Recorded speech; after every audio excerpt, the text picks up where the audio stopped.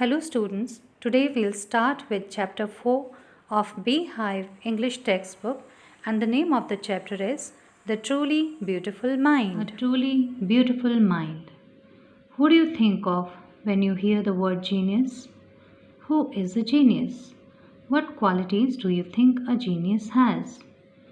We shall now read about a young German civil servant who took the world by storm about 100 years ago.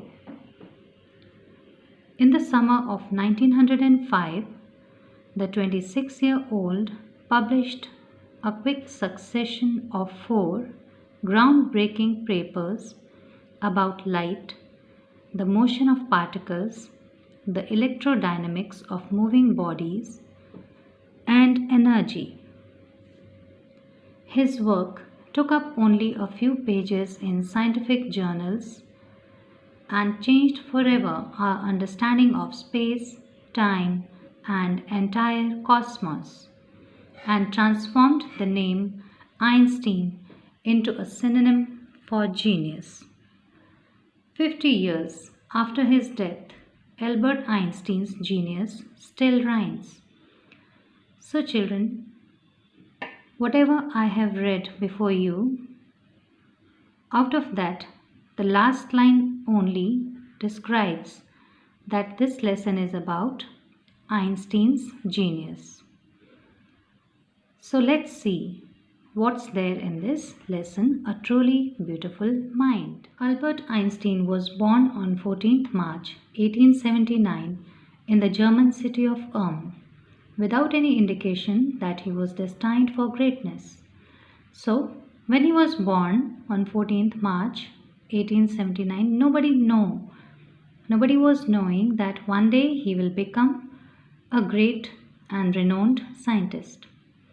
On the contrary, his mother thought Albert was a freak. Freak means a weak boy. So his mother thought that he was instead a weak boy. To her, his head seemed much too large, and according to his mother, his head was much large as compared to his brain. At the age of 2.5, Einstein still wasn't talking. When he finally did learn to speak, he uttered everything twice. So in the beginning, when he was hardly a 2.5 years boy, he was not able to talk. And when he started to talk, he uttered or he spoke everything twice. Einstein did not know what to do with other children, and his playmates called him rather boring. When he was very young, he did not know how to behave with his friends, how to play. So everyone started calling him Brother Boring because he was not knowing how to behave while playing. So the youngster played by himself much of the time. So because he was not able to play with his friends, he started playing with himself. He especially loved mechanical toys. Looking at his newborn sister Maja, he is said to have said, "Fine, but where are her wheels?" So altogether we can say that he was a dumb boy, but he had a love for mechanical things, so he loved mechanical toys. So when his sister was born, she was a newborn child. When he saw her, he asked his mother that it's all right that she is my younger sister, but where are her wheels? So he compared his own sister with a toy who runs on wheels. A headmaster once told his father that what Einstein chose as a profession wouldn't matter, but he'll never make a success at anything. So when he was young, once his principal of the school in which he studied, he told his father that what subject he chooses as a profession in his future, but I'll tell you that he will not be a successful man. Even he did not know that one day he'll become a world famous man. Einstein began learning to play the violin at the age of 6 because his mother wanted him to. So his mother wanted that if he's not good at anything, at least he should learn to play violin. So he started learning violin at the age of 6. He later became a good he later became a gifted amateur violinist, maintaining this skill throughout his life. So later on he became a very good violinist. Amateur means such a person who plays an instrument or does something just out of his interest, not as a profession or for earning money. Maintaining this skill throughout the life, and throughout his life he loved playing violin. But Albert Einstein was not a bad pupil. He went to high school in Munich, where Einstein's family had moved when he was 15 months old, and scored good marks in almost every subject. Although the beginning of his life was not so well, he was not like a normal child, but still, when he started going to school, he turned out to be a good student. He studied in a school at Munich, and when he was only 15 months old, his family had shifted to Munich. So, there in that school, he started getting very good marks in almost all the subjects. Einstein hated the school's regimentation. Regimentation means the disciplinary rules, and often clashed with his teachers. So, he was not fond of uh, listening to the disciplinary rules and actions so much, and because of that, he often had arguments with his teachers. At the age of 15, Einstein felt so stifled there that he left the school for good. And when he turned out to be 15, he left that school because he was not able to do with the teachers and the disciplinary rules over there. So he decided to leave that school. And the previous year, Albert's parents had moved to Milan and left their son with relatives. After prolonged discussion, Einstein got his wish to continue his education in German speaking Switzerland, in a city which was more liberal than Munich. And finally, when he was living with his relatives, because his parents had already left Munich a year before he left the school. So then everybody had a long discussion, and after that, Einstein started taking his education in Switzerland, which was a German speaking place, and he was in a city then which was much better than Munich. Einstein was highly gifted in mathematics and interested in physics, and after finishing school, he decided to study at a university in Zurich. So, he turned out to be a very brilliant boy in mathematics and physics. So, after finishing his school, he decided to study at a university in Zurich. But science wasn't the only thing that appealed to the dashing young man with the walrus mustache. So, it was not only science in which he developed his interest, because at that time he was a very young and dashing boy. So, this is the picture of Einstein in 1900. He was only 21 years old then, and you can see this picture of his. This was taken in 1955. So we remember only this image of Einstein, and no one knows about this thing, that he was a very dashing man at the age of 21. He also felt a special interest in a fellow student, Mileva Merrick, whom he found to be a clever creature.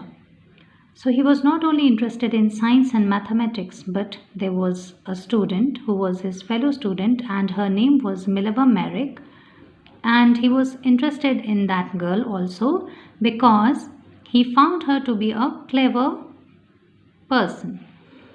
This young Serb had come to Switzerland because the university in Zurich was one of the few in Europe where women could get degrees.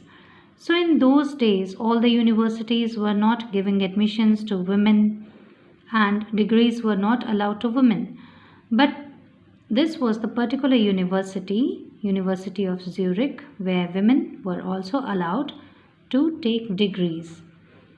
Einstein saw in her an ally against the Philistines, those people in his family, and at the university with whom he was constantly at odds. So, when he met Mileva Merrick, he found in her such a friend who was also against the Philistines, who were the people uh, who were not interested in literature or music sort of things. So he was against them and also Mileva married. The couple fell in love. Letters survive in which they put their affection into words, mixing science with tenderness. So finally, they fell in love with each other, having similar interests. And then they exchanged letters in which they often talked about science. Wrote Einstein, "How happy and proud I shall be when we both have brought our work on relativity to a victorious conclusion." So he had wrote in one of the letters that he would be happy and he would feel proud when they both, Einstein and Mileva, will bring forward the theory of relativity and they will form a victorious conclusion. In 1900, at the age of 21, Albert Einstein was a university graduate and unemployed. He worked as a teaching assistant, gave private lessons, and finally secured a job in 1902 as a technical expert in the patent office in Bern. At the age of 21, after completing his graduation from university, he was an unemployed. He started working as an assistant, teaching assistant, and started giving private tuitions. And finally, he got a good job in 1902 as a technical expert in the patent office in Bern. Patent means it is the right of the inventor to call the invention his own invention. While he was supposed to be assessing other people's inventions, Einstein was actually developing his own ideas in secret. So while doing his job, he was helping the other inventors in their inventions, but at the same time, he started developing his own inventions secretly. He is said to have jokingly called his desk drawer at work the Bureau of Theoretical Physics, and he had a special drawer, a secret drawer, in which he used to keep all his documents related to his physics inventions.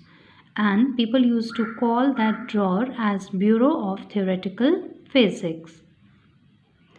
One of the famous papers of 1905 was Einstein's special theory of relativity, according to which time and distance are not absolute.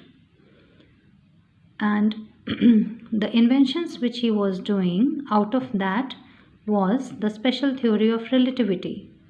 Indeed, two perfectly accurate clocks will not continue to show the same time if they come together again after a journey if one of them has been moving very fast relative to the other. So, according to this theory, time and distance are not absolute. Absolute means it cannot be measured in relation to anything else. So, according to this theory, if two clocks are running together and they are showing the same time, they will not continue to show the same time if after a journey of in which one is moving very fast as compared to the other, they will not be able to show the same time again. From this followed the world's most famous formula, which describes the relationship between mass and energy, which is E equals to mc square.